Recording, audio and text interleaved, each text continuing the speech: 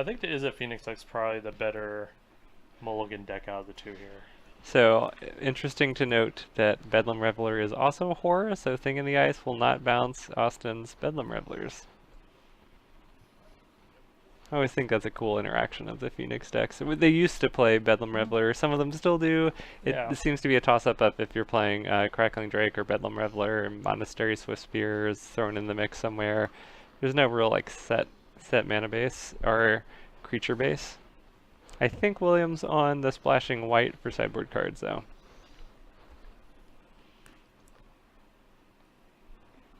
Yeah, because besides the last game, we did see the Lingering Souls, and we also saw a Lightning Helix, which I thought was interesting. I don't know if that was a sideboard card or if that's actually main deck for the Mardu Phoenix deck. It feels like Austin just sort of threw in some Phoenixes in place of some cards in just traditional Mardu. Could have been some of the flex slots, then you add a few Manamorphoses, trim on lands a little bit. What we saw with Austin, he's also playing those Manamorphoses, Manamorphos and Faithless Looting. He can also kind of explosive, he could do the turn 2 Phoenix also as well.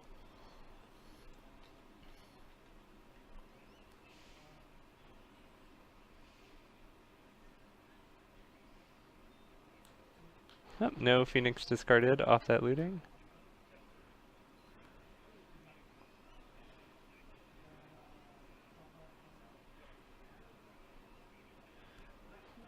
Alright, a little bit of a card disadvantage there.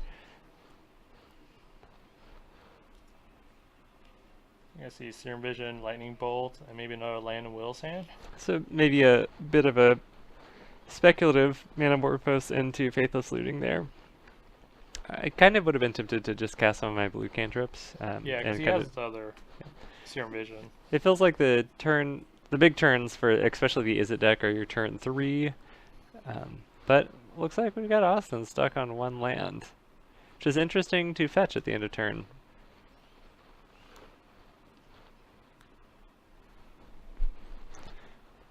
William doesn't seem to be short on their land drops, and they're just going to go for a conservative flashback Faithless Looting here. Seems like if your opponent's stuck on one land, it's pretty safe to do that. Yeah.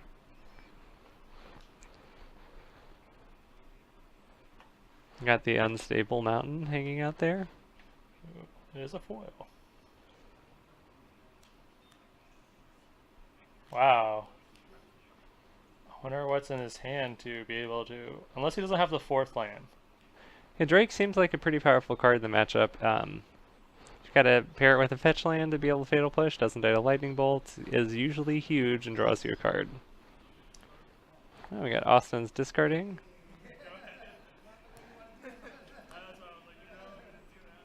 So, I think Will has a Thing in the Ice in hand. I think it picked up a second one too.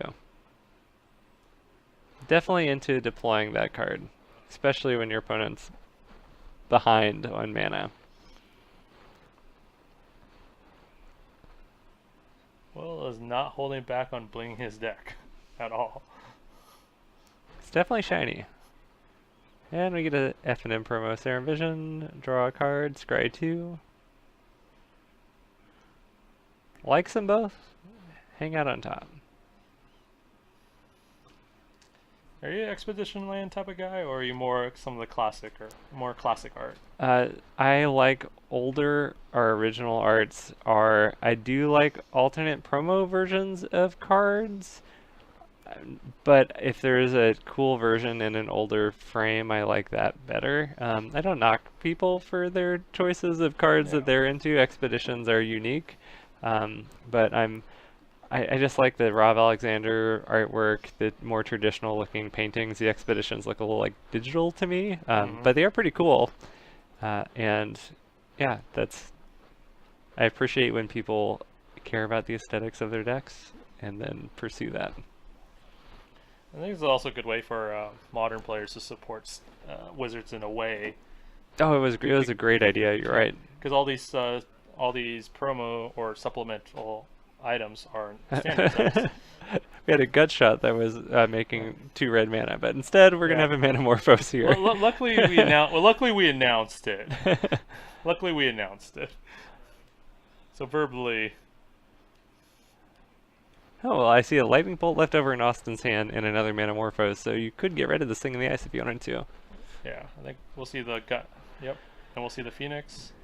And it looks like Austin's hanging on to that extra Manamorphose, perhaps to set up another combo turn if Faithless Looting is drawn, or... Yeah, or if he needs to get the white source to cast main, or cast the main cost of Lingering Souls.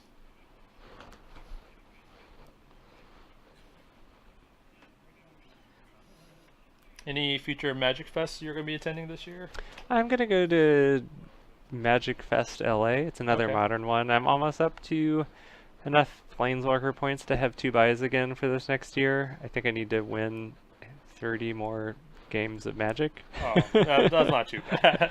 Hopefully, I'm working a lot more than doing Oh. commentating, so we'll Yeah. see. But I think I'm going to get there. Do you like Modern GPs? Very curious about how it's going to change in the next week. Yeah.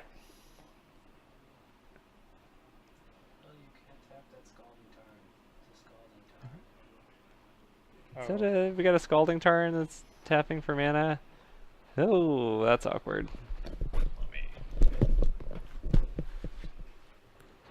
Tim's gonna go fix that one.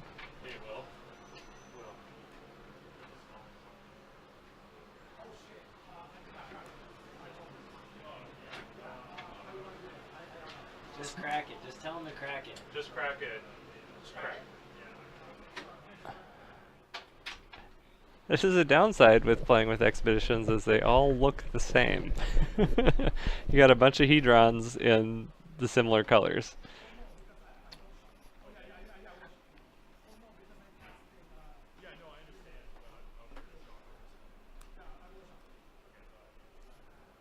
Okay, well that's the thing about regular REL, is as long as you find a solution that makes everyone feel alright, it's okay with the judges.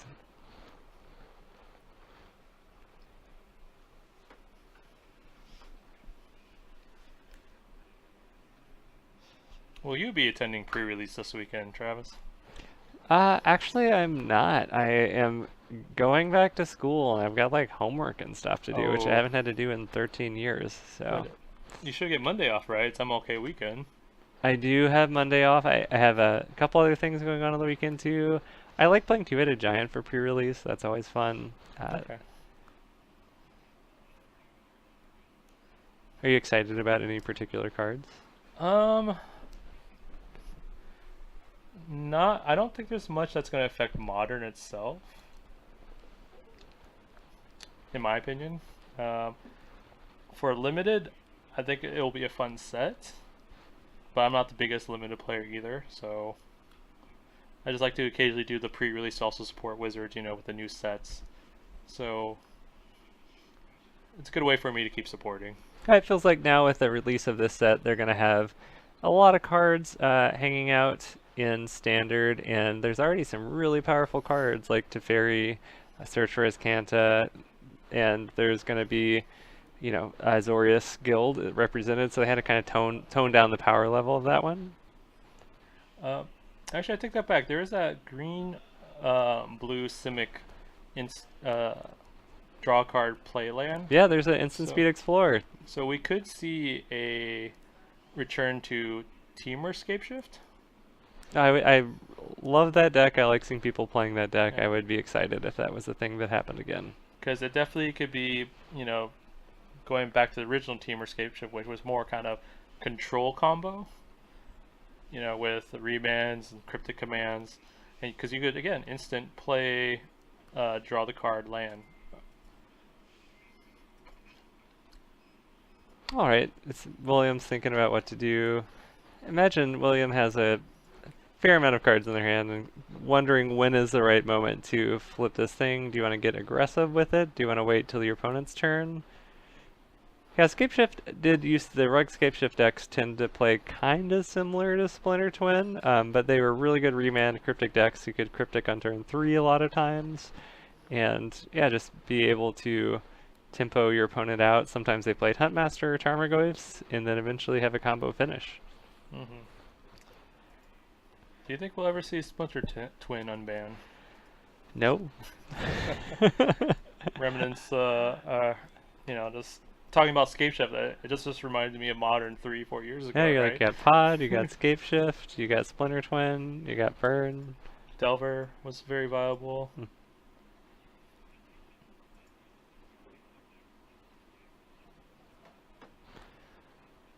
Okay, we got Mission Briefing, which is an interesting addition to this Izzet Phoenix deck.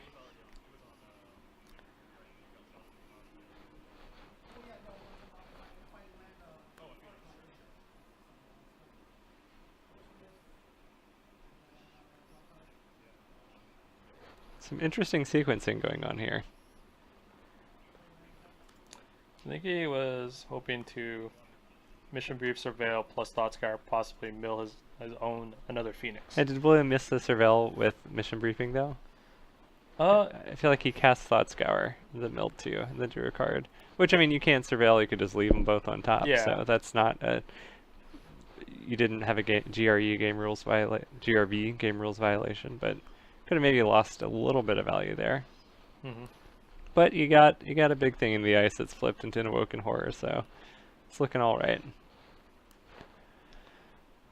Young Pyromancer does a pretty good job of pumping out some tokens to block that.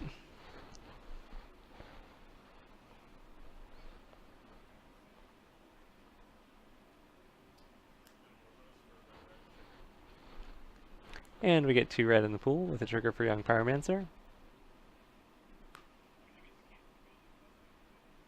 See another Phoenix hanging out in Austin's hand. Is there Faithless Looting to pair with it? Yep. There is. It could be kind of a big turn here. Those tokens are going to do a good job of coming up the ground against the Awoken Horror. Yeah, I think he whiffed on the third spell though.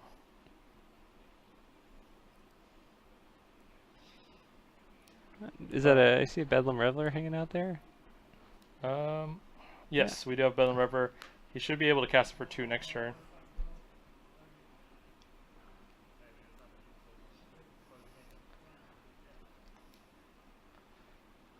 Well, Will's in a weird spot.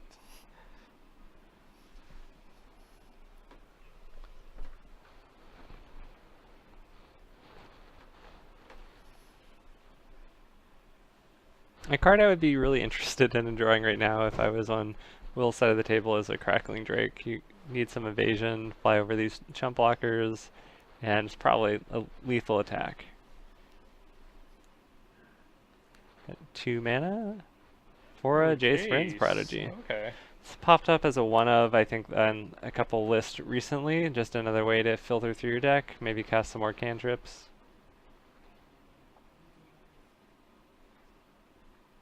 And an elemental is going to jump in front of the Awoken Horror.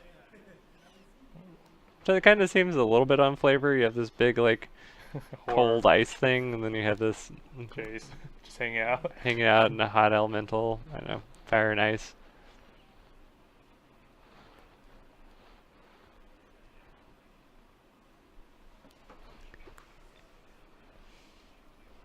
So I believe Austin should be able to Bedlam Reveler and Lingering Souls flashback, and have plenty of blockers for that Woken Horror.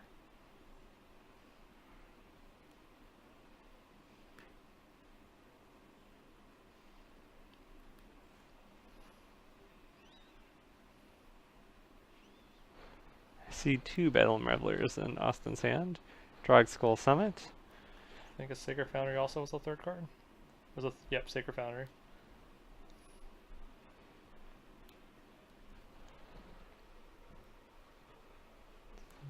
Kind of a long game 1 here. Discarding another Reveler and a Sacred Foundry, drawing 3.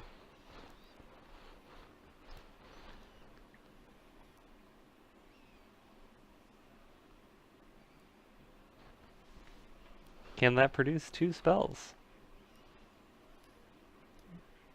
We have that Lingering Souls in the graveyard. And a Lightning Helix and a Flame Jab, so you should Flame Jab and flashback Lingering Souls.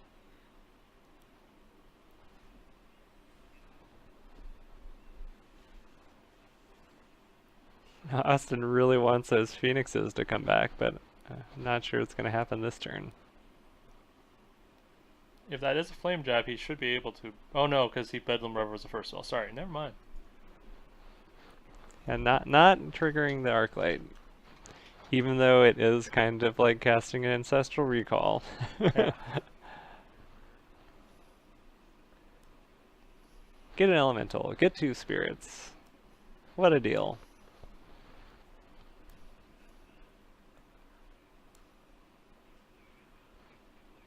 Now, if anyone that is watching this event wants more information on when we're going to be streaming again, we stream every Monday here at Guardian Games at 6:30 in the evening. I'm usually here hosting. Have a fluctuating bevy of folks co-hosting, and also if you follow us on Twitch, then you'll get some updates on other content we do as well. That Bedlam Reveler should not be able to. Okay, that was fixed.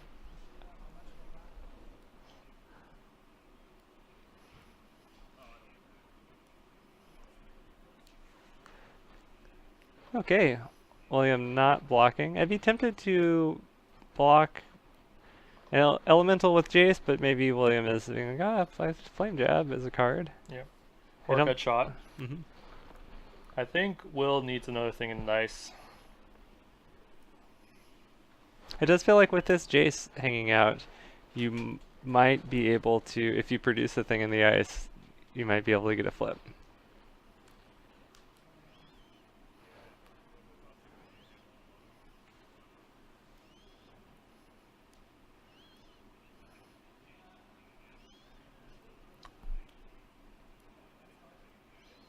Okay, we get a Thought Scour. Spell 2. Alright, got a second Arc Light in the graveyard.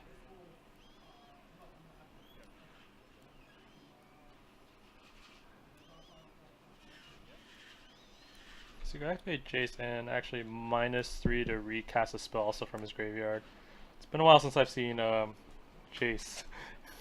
I love Vern's Prodigy. Yeah, that's a great card.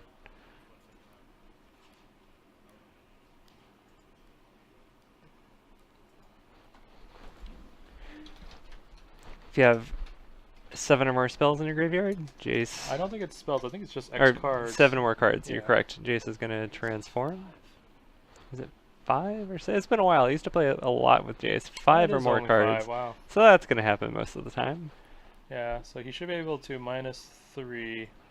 There's so many blue cards that. How many cards do you have in your graveyard? Search for Yeah. Azcanta. 7. Jace, 5. I think. Well, Those options would be to possibly bolt the young Pyromancer. Oh, he's gonna Rethought Scour again. Maybe get another Phoenix as a blocker. yeah, William is maybe valuing cards, hopefully drawing to that Crackling Drake. These Phoenixes might actually be on chump blocking duty. That's 2 Thing and Ices in the graveyard, Ooh. plus the 3rd one on the battlefield. So he's only got 1 Thing and Ice left in his entire deck.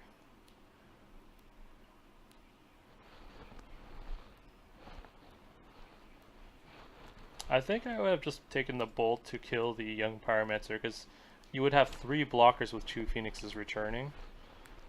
You know, they'll check the Lingering Souls, and then Austin doesn't really have any good attacks, really.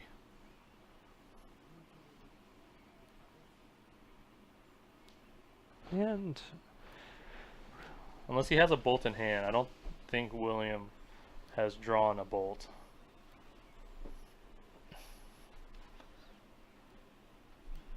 no. Williams decides to attack. Well, I think he's bluffing double Bolt.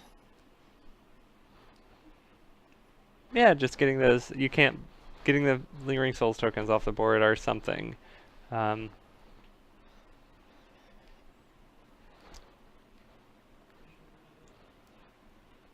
These games get complicated. When stuff gets gummed up, you have token creators, you got things Yeah. coming back from the graveyard, just deciding when you're supposed to attack and how you're supposed to attack is not always obvious. And Yeah. sometimes there's not a right answer. Well, I do see a Bolt in Will's hand, but I don't know if I see 2.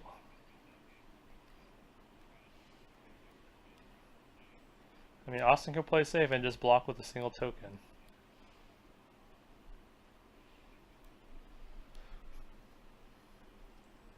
If he blocks with 1 token, he does not have lethal on the attacks. Yeah, and I don't think he has a white source to cast that Lightning Helix in hand either. I think. It's definitely an interesting question to ask your opponent. Mm-hmm. I would be looking through William's graveyard, but Austin decides Yeah. he does not want to die to 2 bolts. Well, Austin has that Flame Jab in hand.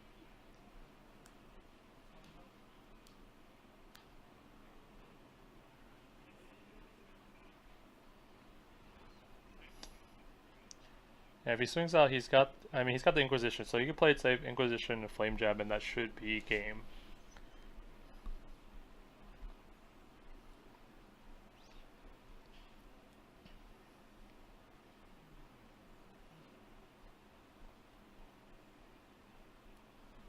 So Bedlam Reveler is a 3/4 right now. Turn 4/4, 4/5, 5/6. How big do we want it to grow?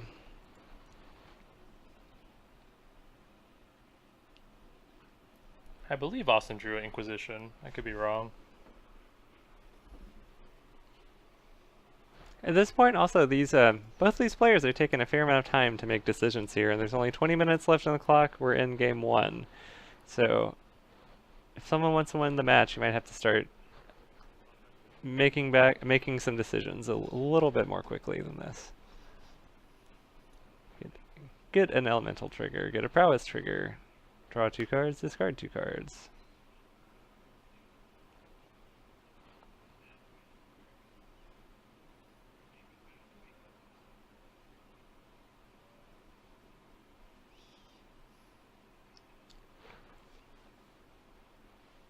That's a little bit interesting of an exercise in how, how to play efficiently is when you're casting spells or going to draw cards, to think about what the cards you could draw are and then what decisions you would make after you draw them, so that then you know what you're going to do, like when you cast a card like Faithless Looting or Serum Vision, like decide what you're looking for and then like where those decision trees are. And I feel like when you're playing grindy decks or decks that are going to be pretty interactive and reactive to, there is a cost to not making efficient decisions, especially when you're playing in comp REL games, which we're not here. But do you think about shortcutting when you play at GPs and things like that, or how do you interact with? You're someone that plays some grindy decks. Like, how do you? I mean, luckily I play my decks fairly often that I know how to. Well, I'll ask like, hey, I just ask for permission. Like, do you care if I shortcut? At least I always vocally speak out my actions so that's understood on both sides what I'm trying to do. Because I think once you initiate that vocal action where you're doing, it's very clear what you're trying to shortcut. Okay, Austin's going to combat here and sending in everything. Decided to make his opponent have the answer instead of... Maybe I was wrong about the Flame Jab. I think maybe it's a Fatal Push? Oh, no, okay. Alright, that is game 1. Headed to the sideboard with 19 minutes left. So these can both be pretty aggressive decks. But I imagine I think graveyard hate from both decks. Yeah, I think stuff is going to really slow down probably after sideboard. I think in the Ice is going to be a very important card after sideboard. If you're imagining both players have surgicals, etc., the games aren't going to resolve around Arclight as much. Austin might be able to tax William on surgical targets with playing things like Lingering Souls and Phoenixes and Revelers and Pyromancers. There's just a lot more threats in Austin's deck than there are in William's. I'm trying to remember, the young Pyromancers, is it Phoenix decks? Do they come from the sideboard? No? Some lists play some young Pyromancers in the sideboard as a way to hedge against like heavy graveyard hate. Yeah. I might even side out some of your Phoenixes and side in Pyromancers. So your eggs aren't in all one bag.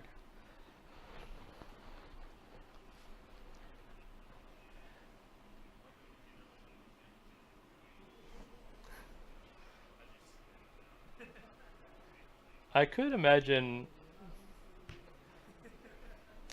I imagine Austin's taking out his Blood Moons, but I could see William potentially bringing him in.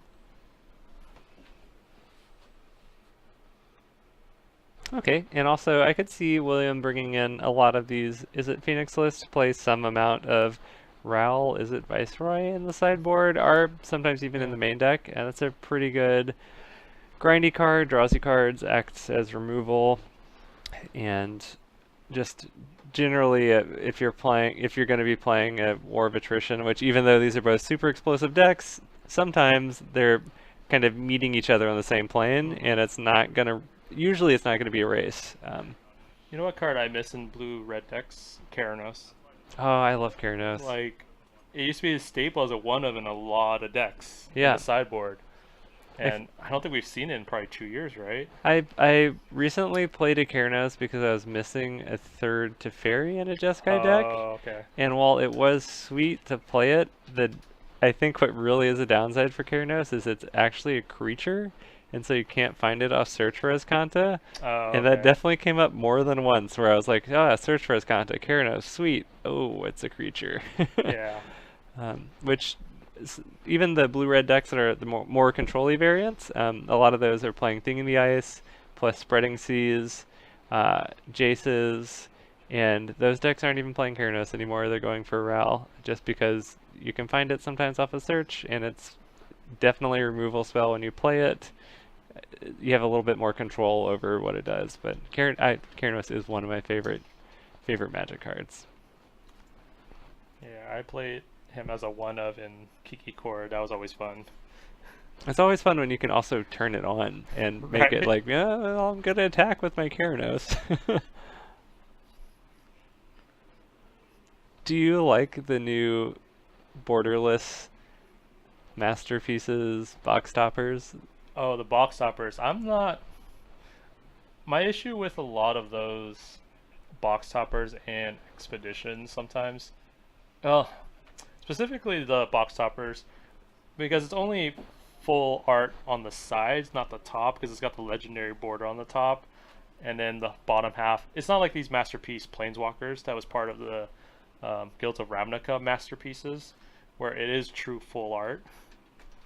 Um, so it's I don't know. I personally don't like them. I see where you're coming from. They kind of just like stretch the art out a little bit and then drop the border. I think they look pretty sweet in person. It does make me. I have mixed feelings. I really like when altar artists do full art extensions, Mhm. and I feel like that's a community that can use work and money and stuff. And now that they're printing cards that sort of do the same thing, uh, maybe it cuts back from that a little bit. But I think they're pretty.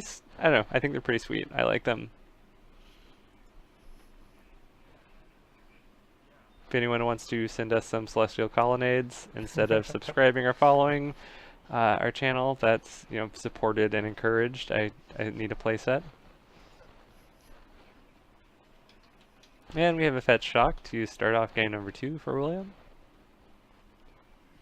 After sideboard, do you have a favorite in this matchup, Tim? I think I still lean towards the Mardu Phoenix, as that deck already is ready to grind. Um, I think the Phoenix deck has the slight advantage and has the better advantage post sideboard because the deck is ready to grind. Some of these Phoenix decks are even playing some Snapcasters on the sideboard. It was interesting to see that mission briefing in the main. Ah, this beautiful colonnade. I like that they use the OG art too.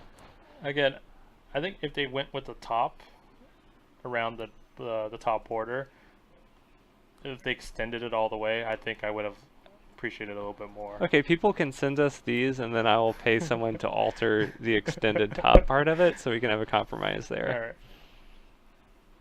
Because usually with extended art, you usually just don't paint over the title of the card.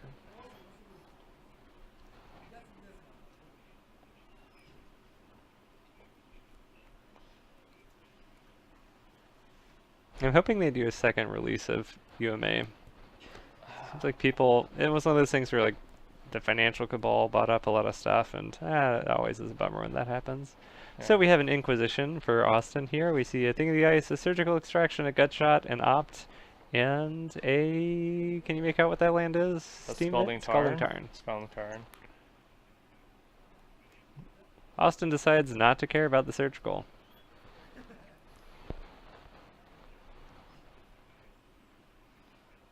Ooh, engineering explosives with Austin. Fetch for basic from William.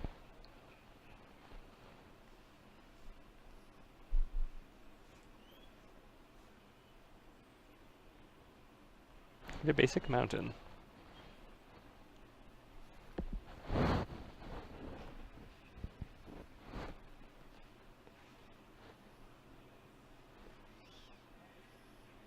And we're gonna have an ups. To the bottom, draw a card. Imagine if William fetched a basic mountain, there's a red card that they're interested in casting. Yeah, I was thinking maybe a Faithless Looting to try to set up the gut shot Mm. Phoenix, but doesn't look like he hit it. But Austin has looting. And also has to be careful because he knows about that surgical. Maybe you just play the game like you don't care. Like force them to take the Lingering Souls. I'd pitch it, if I had an Arclight I'd pitch it, but we get a Lightning Bolt and a Dreadbore.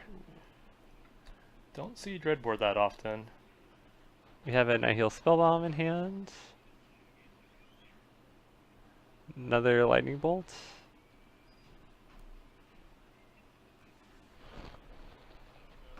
And 11 minutes left on the clock here.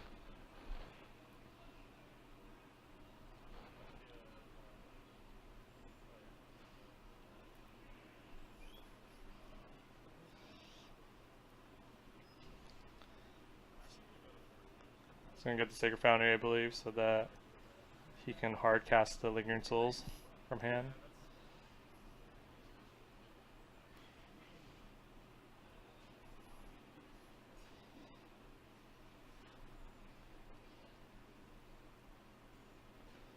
So we'll probably see a Spell Bomb and then pass. Or another Faithless Looting.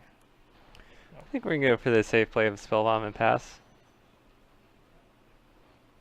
So just if folks are watching and are like, how could I play a little bit more quickly? Something you could do is if you're gonna fetch a land and it's in your deck and then you're gonna cast a spell, you could do something like, I'm gonna fetch a Sacred Foundry, play your Spellbomb, and then pass the turn, so you can be shuffling while your opponent starts to take your turn. And those kinds of decisions are gonna matter when you're down to 10 minutes and we're still only in game 2 here. Yeah. He's going for a fetch? What is he going for? You got a Faithless surgical. Looting. Okay, he went for Faithless Looting. Yep, and you hit one, which Yeah. is ding ding ding ding ding. Engineered Explosives, Lingering Souls, and Lightning Bolt as the leftovers in Austin's hand.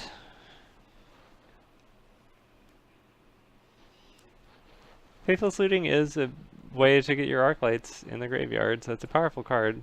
Well, I think William also understands that the Mardu deck, that's really their main cantrip spell.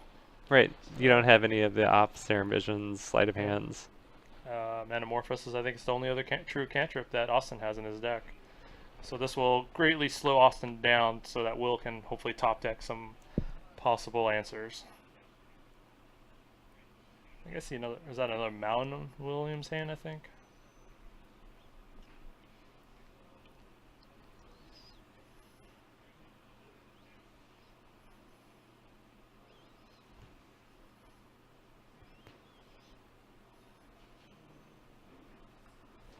Alright, pass the turn.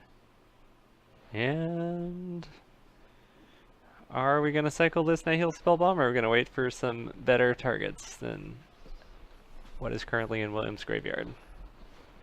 Well, Austin doesn't really have much he can play, so I think you just wait, crack it during William's step.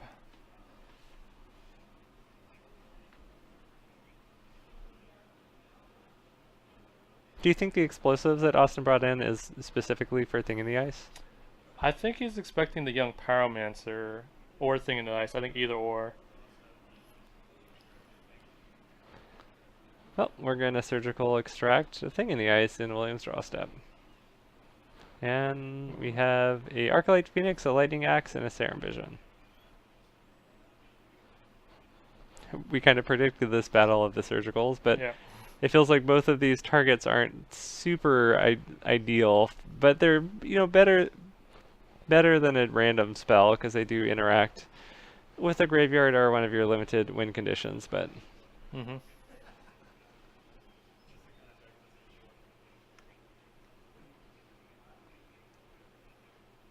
and there go all the things in the ice, never to awake. Should there be foil checklist cards? You know, there is one thing that's not foil in Williams' deck: What's that? checklist cards. Oh.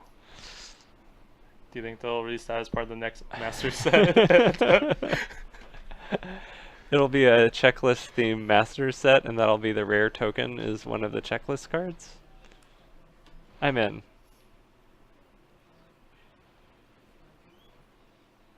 Yeah, because you gotta get one for Search for Ascanta, Dover Secrets. I do. I wish I had the box topper search. I missed the boat on that one. I mean, you still can. I still can. There are things that exist that have a cost that could be paid. So that's another option besides Celestial Colonnade, right? It's true.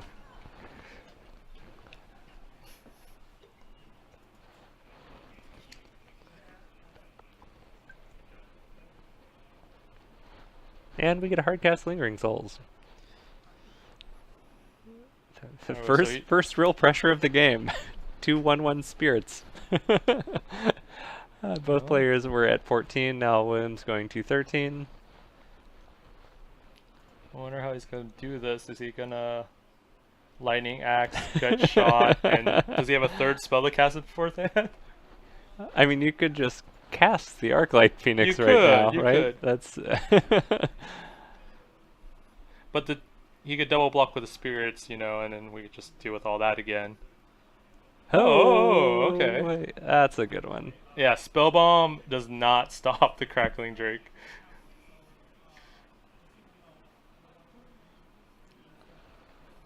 Right. I think we really need to do a little bit of pumping the gas pedal here in this match. Ah, look at that search. Oh, look at that. Yeah, I haven't quite gone down the altar route, but I feel like that's the next step. I have all the cards I want almost, so. I own one altar, and it's Deathrite Shaman by Steve Argyle. Ooh. And if he came to more West Coast GPs, I definitely would get more cards altered by him.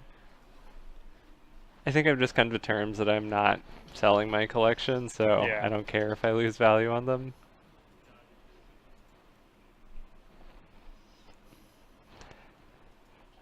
Okay, we're in the tank here. Austin's thinking about what to do. If I'm Austin, I'm like, you know what? I won game 1. We're down to 4 minutes. I'm not going to win a game 3. I'm going to try to play this not to lose. I'd be interested in flashing back those Lingering Souls tokens, leaving my I can't really leave the black mana up for that Nihil Spell Bomb, but I don't. If you just chump block for some turns, Well, he's got the Lightning Bolt, so you could chump block Lightning Bolts. Yeah. So I think you just leave but the one red. no, it's kind of awkward mana to use there. Yeah, he should have left the Sacred Foundry open, so you can block bolts. Yeah, if you ever have the option of tapping a dual land or not, generally don't unless you're like, oh, I need this white because if they Blood Moon me next turn, I have to cast a spell at the end of their turn. Almost always you want to play and tap your basics. But, or you could just shock. But you could have left Yeah. Lightning Bolt and Spell Bomb up, though. Yep, maybe that's realizing you made a little bit of a misjudgment and then like, well, you know what, I'm gonna pay the price of 2 life for having made this mistake.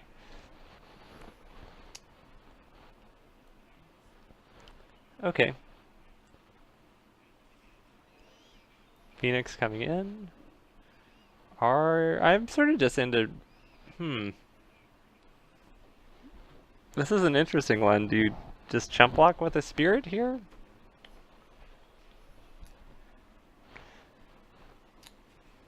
Or do you double block? Well, because you still don't have good attacks against William.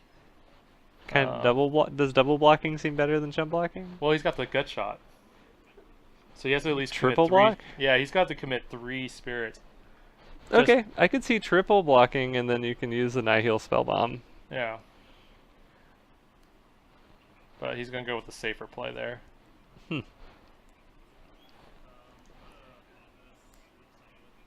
Interesting. Okay. I mean, life totals are still close. I believe Austin's at 12 after that shock. Oh, I'm not sure I agree with that cycle right there, because I kind of want to bolt the Phoenix and then do that. Yeah. But again, he wanted the cantrip, so... Yeah, it just seems like you... Yeah, I think, again, if he left that Sacred Foundry up instead... It's true. He could have bolted and blew up the spell bomb. Because there's no way he can cast Injury Explosives unless he has a Metamorphose for 4. That would be the best top deck, actually, is get Metamorphose, add green, blue, and then play Injury Explosive for 4. It's true. Then that caused William to pretty much, you know, commit to his entire team to attack, since he knows he'll lose it the next turn. But I don't know if Austin kept them. I didn't see him so far in this game. 22 seconds left. I feel like you can take some hits off this Arclight, but the real thing you don't want to do is take a hit off the Crackling Drake. Yeah.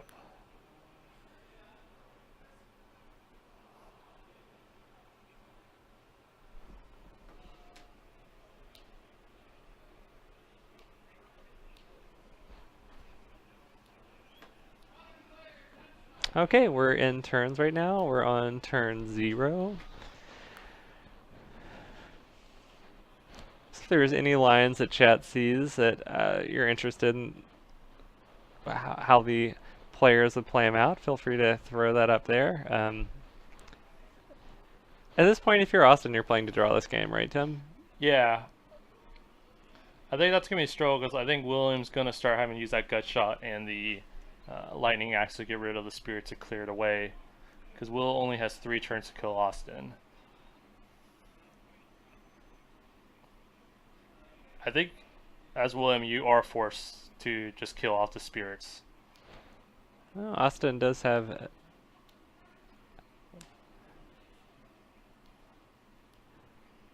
Austin has at least 1 Arclight. Can we get a lightning axe on the spirit? And I'm curious how big that that Drake is. I think that 5 indicated, but he cast 2 more spells, so Yeah, it should be a 7. That's why I never like putting the dice on the creature like it's counters. Like I'm okay with putting it up top, but I feel like just misrepresenting board state is too easy to do.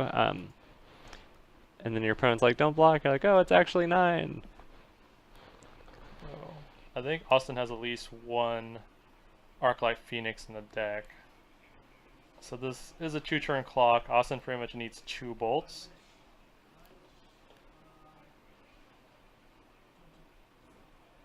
Okay, we're on turn 2 here. I think that was Inquisition, Sacred Foundry, and an Arclight. I think he has to cast Arclight Phoenix as a blocker.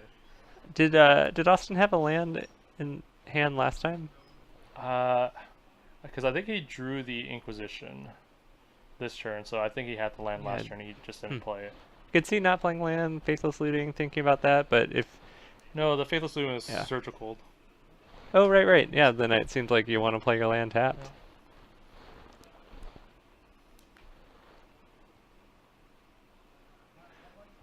Yeah. Alright. Looks like we're going to end with a draw here. Yeah.